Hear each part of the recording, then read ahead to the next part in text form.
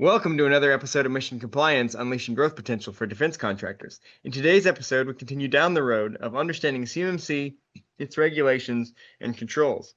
Up next is MA.L2-3.7.4. Check media containing diagnostic and test programs for malicious code before the media is used in organizational systems. We'll break down what this control means, why it matters, and how it impacts your organization's cybersecurity posture. We'll also provide practical insights and strategies for achieving compliance and securing your systems effectively. So whether you're a defense contractor aiming to win more contracts or simply someone interested in bolstering your cybersecurity knowledge, you're in the right place. Shaken, not stirred.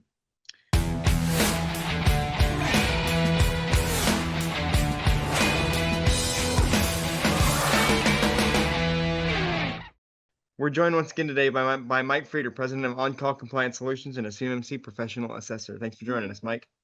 Hey, always a pleasure, Roman. So, Mike, this week we're talking about media diagnostics. So this control is pretty short. There's only one control point. So why is this control important?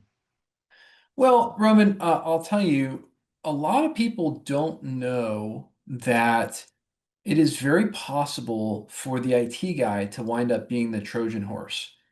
And, this control seeks to bring awareness to that, and it also seeks to put some control in place, uh, mandating that, whatever diagnostic and test media or programs that are being used actually has some control on it and it goes through antivirus scan or endpoint protection scan, and just generally speaking is safe. So you've got to have a demonstrated mechanism for that safety to be confirmed. And if you don't, then you're not going to pass this control. But again, the ultimate reason why this exists is because it's so possible for the IT person who's got all the keys, right? The IT guy's got global admin, he's got the skeleton key to all the systems.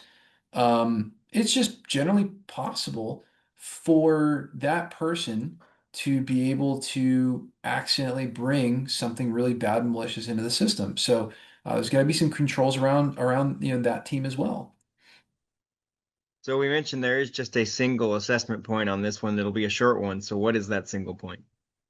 Yeah, great question. So, the actual assessment point, what you'll be assessed on is determine if media containing diagnostic and test programs are checked for malicious code before being used in organizational systems that process, store, and transmit CUI. There's a lot of ways to solve for this. One of them is, and what maybe one of my favorites is, if you have Threat Locker installed on a system, it will not allow anything net new to execute without an admin approval. So in theory, what that would do is if the program had changed, then the program should be identified by Threat Locker as something that's net new to executing. An example is they have port and protocol control, function control, all kinds of other stuff, and they won't let a program execute in a new way or using a new port, like a phone home type port, if it wasn't used before. And so that can really bring a lot of awareness, a lot of security. Another one is, we can say that, hey, look, upon insertion of any media into organizational systems or any download into organizational systems, that media is sanitized by the organization's endpoint management system. That's another way to answer this control. But you want to demonstrate to assessors what is the way that we are making sure that as we bring in a diagnostic or test program, that we make sure that test program is free of malicious code before, not during, not as it's executed, but before the media are used in organizational systems. So again, a lot of our endpoint management protection is going to come with that scan upon insertion, scan upon download. And for my IT friends out there, we've got to make sure that those settings are turned on so that as new systems, excuse me, new files and new executables are introduced to the system, they're immediately scanned before they're allowed to be put in any kind of use. And again, this control defines what has to be done, but it also defines when that has to be done.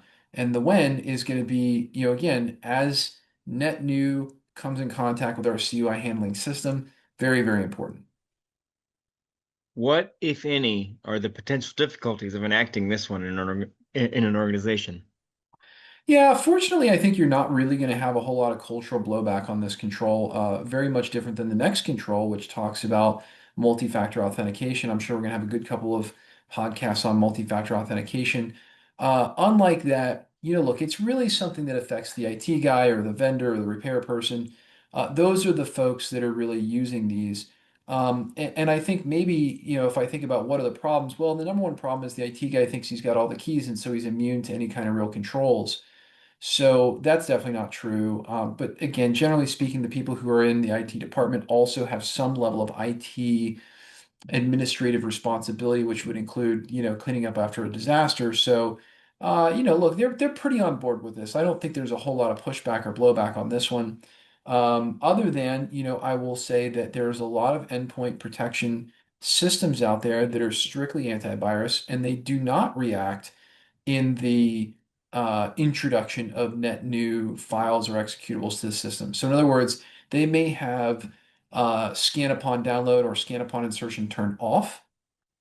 Now, I'll also share with you, here's a little bit of a hint, little cheat sheet, which is that if you have the smart screen filter turned on in Windows Defender, which is built into every Windows computer, I think Macs do this as well, if I'm not mistaken. Those machines have automated protections built into the operating system. Operating systems have really gotten a lot further along, and they can do some self-protection. Defender is a great example of that. So again, a lot of this, in some regards, can be built in, but the IT folks or the compliance folks who are dealing with this, we need to verify, the old trust but verify. We need to verify that in fact we're okay. We're going to be okay as far as how the system is set up or change the system setup and configuration. So yeah, definitely need to do our homework. We need to make sure that if we're sticking a USB device into a machine, if that's even allowed in a CUI handling environment, that's okay. And you might even make note of that. Let's say that you're using a virtual machine, which we're big fans of. We might need to make note of the fact that we're using a virtual machine where inserting USB device isn't even allowed. That could potentially be, another part of this answer is that diagnostic and test media can't enter via USB ports as part of the security posture. So lots of things to consider here. And a lot of this is up to the IT person on how they want to configure security. So, again, that's one of the reasons why we offer some free advice and some free advisory services. All you got to do is head on over to CMMCcompliancesecrets.com. And there's a place you can self-schedule some free time with one of our certified compliance experts, and we can talk to you about these things. We don't charge anything to do that. Again, a really incredible free service that we offer. And certainly, if you've got questions on how to do security correctly, boy, we would rather have you just reach out to us and see how we can help than kind of go it alone. I think that's one of the kind of, I don't want to call it a public service or anything, but it's something that we do for defense contractors. I don't know of any other company that does that, but again, never an obligation to just talk to us and see what the right move is, and we can help with that. And again, we're putting certified compliance experts, front and center, right? We're not putting basic help desk guys out there. We're putting some pretty high end folks out there to help with these inquiries. So again, we're all about supporting the defense industrial base and those who are doing great things for our defense industry.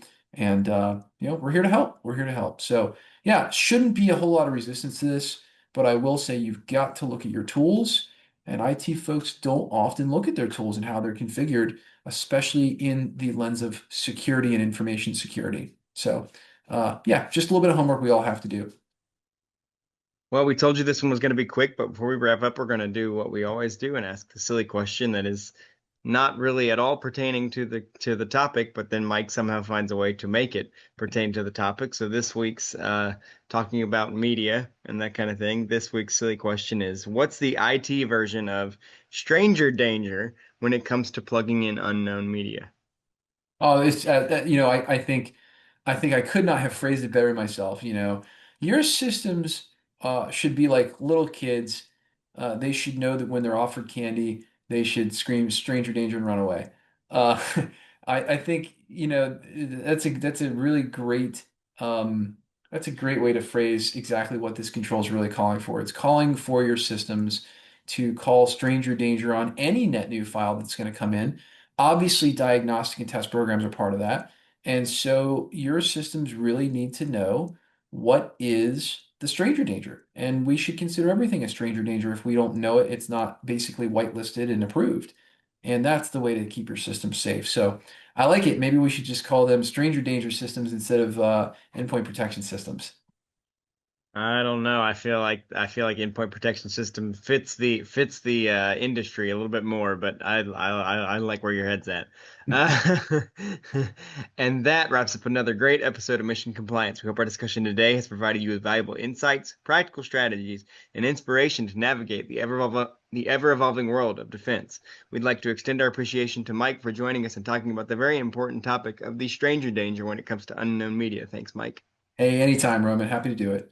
But the conversation doesn't end here. We encourage you to continue exploring these topics and connect with us via our social media channels. Share your thoughts, ask questions, and engage with fellow listeners using the hashtag Mission Compliance Podcast. If they haven't already, what should they do, Mike? Well, sir, they should like, subscribe, and definitely tell a friend about our amazing podcast here, where we're always bringing you the latest when it comes to compliance. And if you know someone who's struggling in the defense industry to solve for DFARS, NIST, or CMMC, we are here to help.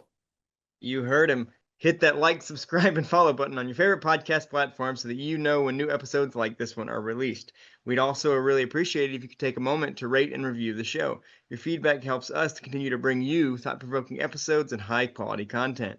Join us next time as we delve further into the dynamic world of defense, security, and industry innovation. Until then, take care, stay informed, and make compliance your mission. See you next time. Thanks, everybody.